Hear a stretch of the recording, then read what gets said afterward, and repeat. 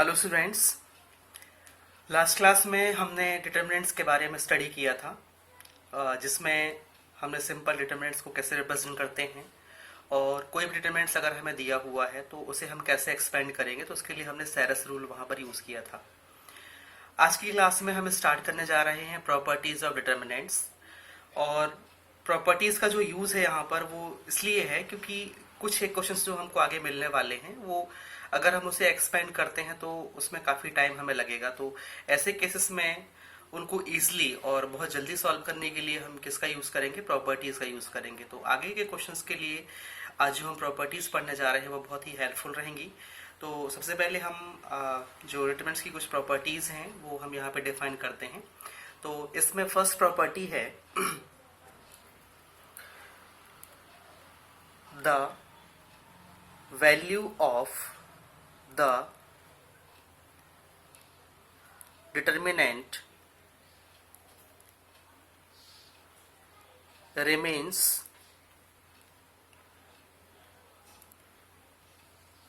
unchanged if its rows and columns are interchanged। Means किसी भी determinants के अगर हम रोज और कॉलम्स को इंटरचेंज कर देते हैं तो जो उसका सॉल्यूशन होता है, जो उसका रिजल्ट होता है, वो हमारा अनचेंज्ड रहेगा। तो ऐसे केस में हम एक एग्जांपल लेते हैं। यहाँ पर एग्जांपल में सपोज हमने लिया a is equal to 2 0 1 5 3 4 1 6 and 9। By Sarrus rule जब हम इसे एक्सपेंड करेंगे देन वी विल गेट, इसे हम सेरस रूल जब अप्लाई करेंगे तो वी विल गेट 2, यहाँ पर जाएगा हमारा 3 4 6 9 माइनस 0, ये हमने लिया है 0, इसके करस्पॉन्डिंग कॉलम और रो को हमने स्किप किया तो 0 5 4 1 9 प्लस 1, ये 1 लिया हमने, इसके करस्पॉन्डिंग रो और कॉलम यहाँ पे स्किप होंगे तो 5 3 1 एंड 6। इसका सॉल्यूशन मिलेगा हमें 3 9 ज़ा 27 माइनस 6 4 ज़ा 24 माइनस 0, और यहाँ पे ये 5 9 ज़ा 45 माइनस 1 4 ज़ा 4 प्लस 1 5 6 ज़ा 30 माइनस 3 1 ज़ा 3। Then here you will get 2, यहाँ पे मिलेगा हमको 3 माइनस दिस बिकम्स 0 क्योंकि 0 से मल्टीप्लाई करेंगे तो 0 मिलेगा 0 प्लस 1 इंटू यहाँ पे मिलेगा हमको 27। दिस गिव्स 2 3 ज़ा 6 प्लस 27 दैट इज 33। नाउ जैसे कि हमने डेफिनेशन में लिखा कि अगर हमने रोज को कॉलम में और कॉलम को रोज में कन्वर्ट कर दिया है तो जो हमारे डिटर्मिनेंट्स का सॉल्यूशन होता है वो अनचेंज्ड रहता है। तब ऐसे केस में जो हमने यहाँ पर एग्जांपल लिया था उसे अब हम यहाँ पर इंटरचेंज करते हैं। तो सपोज जो हमारी डिटर्मिनेंट्स है जिसको हमने चेंज किया है उसको हमने a1 से रिप्रेजेंट किया है यहाँ पर। तो mod of a1 is equal to, हमने यहाँ पे रोज को कॉलम्स में और कॉलम्स को रोज में कन्वर्ट कर दिया है, मीन्स उसको ट्रांसपोज कर दिया, जैसे कि अपन ने मैट्रिक्स में पढ़ा हुआ था। तो ये रोज हैं और इनको हम कॉलम्स में कन्वर्ट करेंगे। Then we will write here 2 5 1 0 3 6 1 4 and 9। अब इसे हम यहाँ पर एक्सपेंड करते हैं। तो एक्सपेंड करने पे हमें मिलेगा 2 हमने लिया, दिस विल बी 3 6 4 9 माइनस 5 5 के according this column and this row 0 6 1 9 plus 1 लिया, 1 के अकॉर्डिंग ये कॉलम ये रो 0 3 1 एंड 4। अब इन्हें हम सॉल्व करेंगे यहाँ पर। तो सॉल्व करने के लिए सिंपल, दिस इज 2, यहाँ पर जाएगा 3 9 ज़ा 27 माइनस 24 माइनस 5, ये हो जाएगा 0 9 ज़ा 0 माइनस 1 6 ज़ा 6 प्लस 1, यहाँ पर मिलेगा 0 4 ज़ा 0 माइनस 1 3 ज़ा 3 and then this will be 2, यहाँ पे मिलेगा हमको ये डिफरेंस आएगा इसका 3 माइनस 5 और यहाँ पर जाएगा आपका माइनस 6 प्लस ये मिलेगा हमको 1 इंटू माइनस 3। देन हियर 2 3 ज़ा 6 माइनस माइनस प्लस, ये हो जाएगा आपका 30 माइनस 3, दिस विल बी 33। तो यहाँ पे जो हमने रोज को कॉलम में और कॉलम को रोज में कन्वर्ट करके आंसर निकाला वो भी हमें 33 मिला, और इसके पहले जो हमने यहाँ पर सोल्यूशन इसका निकाला था वो भी कितना था, 33 था। तो यहाँ पर हमारी जो प्रॉपर्टी फर्स्ट है वो सेटिस्फाई होती है। सेकेंड प्रॉपर्टी है इसकी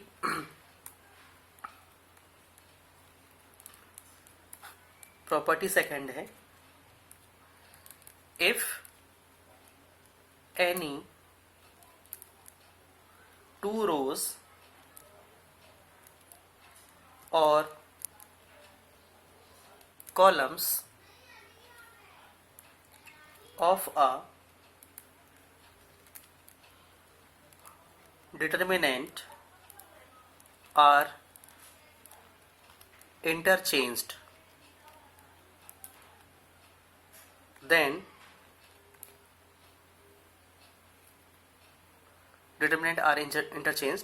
then sign of determinant changes. Means किसी भी डिटर्मिनेंट्स के अगर हमने किन्हीं भी टू रोज या टू कॉलम्स को इंटरचेंज किया है तो ओवरऑल जो हमारा सॉल्यूशन होगा वो साइन में डिफर हो जाएगा। मीन्स अगर हमारा पहली मैट्रिक्स का पहली डिटर्मिनेंट्स का सॉल्यूशन जो आंसर था वो जीरो पॉजिटिव आया था, और अगर हमने उसके रोज को या कॉलम्स को किन्हीं भी टू रोज या किन्हीं भी टू कॉलम्स को अगर हमने इंटरचेंज कर दिया है, तब ऐसे केस में जो इसका आंसर आएगा वो नेगेटिव आएगा। मीन्स अगर पॉजिटिव है तो नेगेटिव होगा और नेगेटिव है तो पॉजिटिव होगा। तो इसी के एग्जाम्पल से अपन यहाँ पे समझते हैं। तो एग्जाम्पल हमने लिया, late a is equal to we have 2 0 1 5 3 4 1 6 and 9। ये हमने फर्स्ट प्रॉपर्टी में भी यूज किया सेम एग्जांपल। इसे हमने जब सॉल्व कर दिया तो सॉल्व करने के बाद में हमको मिलेगा यहाँ पे 33। अब इसके बाद में हम इसमें यहाँ पर प्रॉपर्टी सेकंड यूज करेंगे। तो प्रॉपर्टी सेकंड के लिए मैंने R1 को R2 और R2 को R1 बना दिया। ये जो बायडायरेक्शनल एरो है रिप्रेजेंट करता है कि R1 को R2 और R2 को मैंने R1 बनाया है। तब ऐसे केस में जो हमारा A1 निकलेगा, मीन्स जो चेंजेबल मैट्रिक्स होगी वो हो जाएगी 5 3 4 2 0 1, और बाकी जो थर्ड रो है वो एज इट इज रहेगा 1 6 एंड 9। ये मैंने ये जो टू रोज थी इनको मैंने चेंज किया है। इसको मैंने फर्स्ट रो बना दिया और फर्स्ट रो को मैंने सेकेंड बना दिया है। अब इसे हम एक्सपेंड करते हैं। तो एक्सपेंड करने पे वी विल गेट 5, यहाँ पर हो जाएगा हमारा 0 1 6 9 माइनस 3, ये हो जाएगा हमारा 2 1 1 9 प्लस 4, ये मिलेगा 2 0 1 6। इसे एक्सपेंड करिए तो 5 ये मिलेगा हमें 0 माइनस 6 1 जा 6 माइनस 3 2 9 जा 18 माइनस 1 1 जा 1 प्लस 4, ये मिलेगा 2 6 जा 12 माइनस 0। नाउ 5 6 जा minus 30, here we will get minus 3 18 18 3 जा ये मिलेगा हमें minus 50, this is 17, 18 minus 1 17, and 17 3 is a 51, minus 51 here we will get, plus 12 4 is a 48. Now this becomes minus minus plus, so minus 81 plus 48. Now the difference is minus 81 plus 48. इनका जो difference आएगा वो मिलेगा हमको minus 33। तो जो हमारे पास में फर्स्ट डिटरमिनेंट था उसको जब हमने सॉल्व किया तो हमें मिला यहाँ पर कितना 33 मिला है। और जब हमने इसकी किन्हीं भी टू रोज या टू कॉलम्स को इंटरचेंज किया है, तो यहाँ पे फिलहाल में मैंने टू रोज को इंटरचेंज किया, तब ऐसे केस में जो हमें सोल्यूशन मिला है वो कितना मिला है, माइनस 33 मिला हुआ है। नाउ थर्ड प्रॉपर्टी है हमारी प्रॉपर्टी 3। इसमें है if any two rows or columns of a determinant are identical, then यहाँ पे identical का मीनिंग होता है same, then value of determinant is 0। इसको एग्जाम्पल लेते हैं हमने, यहाँ पर हम एग्जाम्पल लेते हैं एक। तो एग्जाम्पल में हमने लिखा है let a is equal to 1 5 3 6 2 4 and 1 5 3। Then here we are observing जो आपका फर्स्ट रो है और थर्ड रो है ये दोनों क्या है, सेम है। तब ऐसे केस में जो इसका आंसर होगा वो क्या आएगा, 0 आएगा।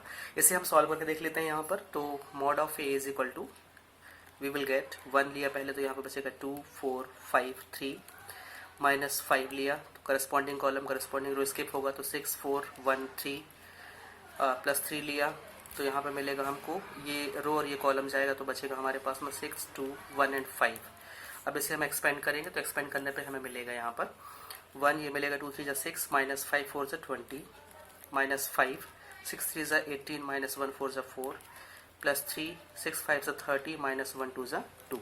Now the difference will be 1 into ये मिलेगा हमको माइनस 14 माइनस 5 ये मिलेगा 14 एंड प्लस 3 ये मिलेगा हमको 28। इसे आगे हम सॉल्व करेंगे then we will get here this will be minus 14 minus 14 5 70 plus this will be 28 3 84। This becomes minus 84 plus 84 is equal to 0। तो it means we can say कि जब हमारे पास में कोई भी डिटर्मिनेंट्स दिया हुआ है अगर उसके कोई भी 2 रोज या 2 कॉलम्स आइडेंटिकल है मीन्स सेम है, तब ऐसे केस में जो डिटर्मिनेंट्स का सॉल्यूशन होता है वो क्या होता है, 0 होता है। नेक्स्ट प्रॉपर्टी है प्रॉपर्टी 4। तो इसे हम डिफाइन करते हैं यहाँ पर प्रॉपर्टी 4 को। तो इसमें है if each of a row or a column of a determinant is multiplied by a constant k, then its value gets multiplied by k। Means कोई डिटर्मिनेंट हमें दिया हुआ है, उस डिटर्मिनेंट को सपोज हमने किसी कांस्टेंट वैल्यू से मल्टीप्लाई किया है, तो बिफोर मल्टीप्लिकेशन जब हम उसको सॉल्व करते हैं और जो आंसर हमें मिलता है और आफ्टर मल्टीप्लिकेशन जो आंसर हमें मिलता है तो उसमें हम देखते हैं कि जो हमारा आंसर है वो भी उसी कांस्टेंट वैल्यूज का मल्टीपल होता है। इसे हम एक एग्जांपल से समझते हैं। सपोज हमने लिया है एक डिटर्मिनेंट्स यहाँ पर लिया है हमने mod of a is equal to we have 2 0 1 5 3 4 1 6 9 is equal to, इसको जब हमने सॉल्व किया था ये एक्चुअली में आपकी फर्स्ट प्रॉपर्टी में लिया हुआ एग्जांपल, जब हम इसको सेरस रूल से एक्सपेंड करते हैं तो वी विल गेट 33। अब सपोज हमने इसकी जो फर्स्ट रो है उसको हमने 3 से मल्टीप्लाई किया है, मल्टीप्लाई बाय 3। जो इसकी फर्स्ट रो है इसको हमने 3 से मल्टीप्लाई किया है। Then we have to show that कि अगर हमने इसकी फर्स्ट रो को 3 से मल्टीप्लाई किया तो जो इसका आंसर है वो भी 3 का मल्टीपल होना चाहिए। मीन्स यहाँ पे जो आंसर मिला हुआ है हमें 33 वो कितना होना चाहिए, 3 का मल्टीपल मीन्स 33 3 99। तो लेट्स वी चेक। सबसे पहले हमने इसको जब 3 से मल्टीप्लाई किया तो 3 से मल्टीप्लाई करने के बाद में सपोज जो न्यू मैट्रिक्स है वो हमें मिलती है यहाँ पर 6 0 3 5 3 4 1 6 एंड 9। सिर्फ हमने फर्स्ट रो में चेंज किया, फर्स्ट रो को हमने 3 से मल्टीप्लाई किया है। देन हम इसे जब एक्सपेंड करेंगे तो वी विल गेट 6 लिया हमने यहाँ पर, ये बनेगा आपका 3 4 6 9 माइनस 0 0 के बाद में हो जाएगा 5 4 1 9। ये हम सब जगह पे सेरस रूल अप्लाई कर रहे हैं, ये आपको मैंने पहले भी एक्सप्लेन किया हुआ है तो वो चीज़ आपको अच्छे से समझ में जाएगी। प्लस यहाँ पे मैंने 3 लिया और 3 के बाद में करस्पॉन्डिंग रो कॉलम को जब हम स्किप करेंगे तो 5 3 1 and 6 we will get here. So 6 यहाँ पर मिलेगा हमें, इसको सॉल्व किया तो 3 9 27 माइनस 6 4 24 माइनस 0 ये हो जाएगा हमारा 5 9 45 माइनस 1 4 4 प्लस 3 ये हो जाएगा हमारा 5 6 30 माइनस 1 3 3। दिस बिकम्स जीरो, क्योंकि जीरो से मल्टीप्लाई करें तो ये जीरो हो जाएगा। नेक्स्ट हमें मिलेगा यहाँ पर इसका डिफरेंस आएगा हमारा 3, तो 6 3 18 माइनस जीरो, प्लस यहाँ पर डिफरेंस आएगा इसका कितना 27, तो 3 इंटू 27 विल गेट 81। इसको जब हम ऐड करेंगे then we will get 99। Clearly यहाँ पे जो हमारा 33 था वो किसका 3 का मल्टीपल है, मीन्स 99 है। तो इट शोज दैट कि किसी भी डिटर्मिनेंट्स में अगर हम पर्टिकुलर किसी रो या किसी कॉलम में कोई कांस्टेंट वैल्यू से मल्टीप्लाई करते हैं तो जो हमारा रिजल्ट होता है वो भी उस कांस्टेंट वैल्यू का मल्टीपल होता है। Now property 5,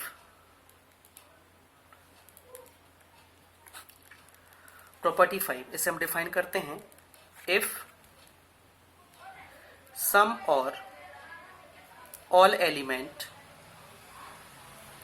of a row or a column of a determinant are expressed as sum of two or more terms, then the determinant can be expressed as sum of two or more determinant। ऐसे जो ये हमने definition लिखा है इसको हम एक example से यहाँ पे समझते हैं। तो इस पे अपन एग्जांपल लिया है।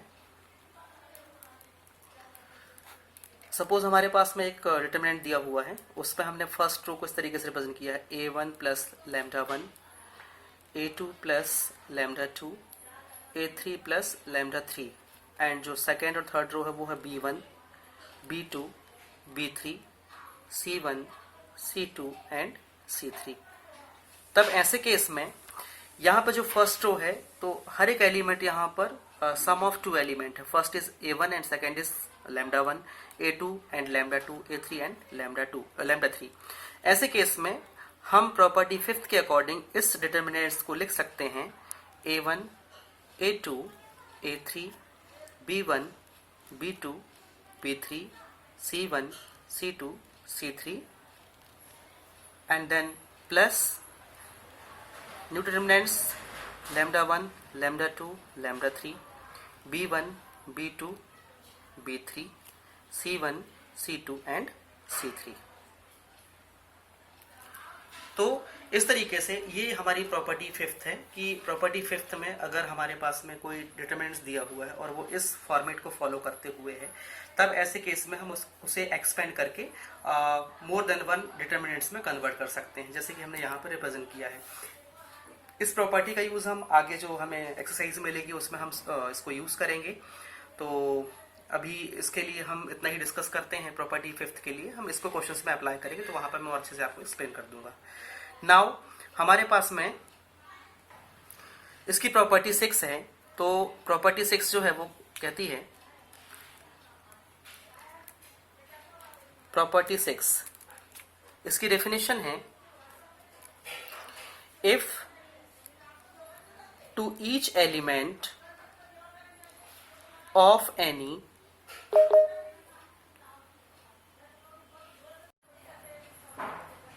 row or column of a determinant, the equimultiples of corresponding elements of other row or column are added, then the value of determinant remains the same। इस प्रॉपर्टी को हम एक एग्जांपल से यहाँ पे समझते हैं। तो इसमें सपोज हमने एग्जांपल लिया है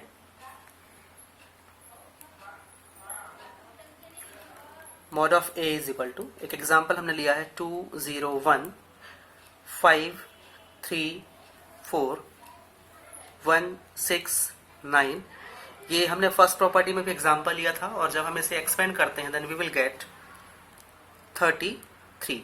अब हम इसमें प्रॉपर्टी 6 अप्लाई करते हैं। तो प्रॉपर्टी 6 में हमने जैसे कि डेफिनेशन में लिखा हुआ है कि अगर हम किसी पर्टिकुलर रो में किसी पर्टिकुलर अनदर रो को किसी वैल्यू से मल्टीप्लाई करके ऐड करते हैं तो जो हमारा रिजल्ट होता है वो रिमेन्स अनचेंज्ड, मीन्स जो आंसर आएगा वो आपका अनचेंज्ड रहेगा। तो इसके लिए जैसे कि हमारे पास में ओरिजिनल मैट्रिक्स थी a इज इक्वल टू 2 0 1 5 3 4 1 6 9। इसको सॉल्व किया तो मुझे क्या आंसर मिला, यहाँ पर 33 मिला। अब इसमें मैं एक ऑपरेशन परफॉर्म करा रहा हूँ, R1 tends to R1 plus 2R3, means R1 में मैंने R3 को 2 से मल्टीप्लाई करके ऐड किया है। देन जो हमारी न्यू डिटरमिनेंट्स बनेगी वो होगी यहाँ पर, इसको हमने मॉड A1 से रिप्रेजेंट कर लिया है, वो हमारी बनेगी यहाँ पर जैसे कि यहाँ पे 2 है, इसको 2 से मल्टीप्लाई किया तो 2 इंटू 1 2, तो 2 प्लस 2 दैट इज 4। सेम यहाँ पे 0 है, 6 को 2 से मल्टीप्लाई किया तो 6 2 12, तो 4 12। सेम यहाँ पर 1 है, इसको 2 से मल्टीप्लाई किया तो 2 9 18, 18 प्लस 1 19। तो जो फर्स्ट रो है वो बन जाएगी हमारी क्या, 4 12 एंड 19। एंड जो सेकेंड रो है वो होगी 5 3 4 1 6 और 9। अब हम इसे सरस रूल से एक्सपेंड करते हैं। देन ये जब हम इसको एक्सपेंड करेंगे तो 4 जो हमारे अनदर एलिमेंट होंगे वो 3 4 6 9 माइनस 12, ये करस्पॉन्डिंग कॉलम करस्पॉन्डिंग रो स्किप होगा तो 5 4 1 एंड 9 प्लस 19 यहाँ पर मिलेगा हमें 5 3 1 एंड 6। अब हम इसे सॉल्व करेंगे तो वी विल गेट 4, यहाँ पे मिल जाएगा 3 9 27 minus 6 4 24 minus 12 here 5 9 45 minus 1 4 4 plus 19 here 5 6 30 minus 1 3 3। इसे फर्दर जब हम सॉल्व करते हैं देन वी विल गेट 4, इसका डिफरेंस मिलेगा हमको यहाँ पर 3 माइनस 12, यहाँ पर डिफरेंस मिलेगा हमको 41 प्लस 19, यहाँ पे 30 माइनस 3 हो जाएगा हमारा 27। अब जब हम इसे मल्टीप्लाई करेंगे तो in case of multiplication we will get 4 3 12 minus 12 41 492 plus यहाँ पे 27 को जब हम 19 से मल्टीप्लाई कराएंगे तो 19 27 ये मिलेगा हमको 513। जब हम इसे सॉल्व करेंगे तो हमारे पास में मिलेगा इसको हम लिख सकते हैं, ये 513 है, इसको हमने इसमें हमने 12 को ऐड किया तो we will get 525 minus 492 that is 33।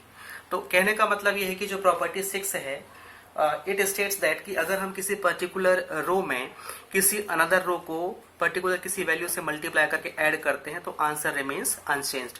तो स्टूडेंट्स आज की क्लास के लिए जो हमारी प्रॉपर्टीज थी डिटर्मिनेंट्स के लिए वो कंप्लीट होती हैं। नेक्स्ट क्लास में हम इन प्रॉपर्टीज को अप्लाई करके आगे की एक्सरसाइज सॉल्व करेंगे। तो उसके पहले मैं आपसे कहना चाहूँगा कि जो ये प्रॉपर्टीज़ हैं उनको आप कॉपी में नोट करिए और इन्हें आप सीक्वेंस वाइज याद रखिएगा, क्योंकि आगे के जब हम क्वेश्चन सॉल्व करेंगे तो वहाँ पर हम सिर्फ प्रॉपर्टी का नाम लिखेंगे, means property 1 property 2 property 3 and property 4। हम होल डिस्क्राइब नहीं करेंगे। हमने जैसे प्रॉपर्टी 2 बोला तो प्रॉपर्टी 2 में आपको एग्जैक्ट उसकी डेफिनेशन पता होनी चाहिए कि हाँ प्रॉपर्टी जो 2 है उसमें क्या स्टेटमेंट दिया हुआ है। तो हम आगे के क्वेश्चंस पे इन प्रॉपर्टीज को यूज करके फिर हम उन्हें सॉल्व करेंगे, प्रूफ करेंगे। तो चलिए स्टूडेंट्स आज की क्लास के लिए हमारा टॉपिक जो है वो कंप्लीट होता है। मिलते हैं नेक्स्ट क्लास में। Thank you.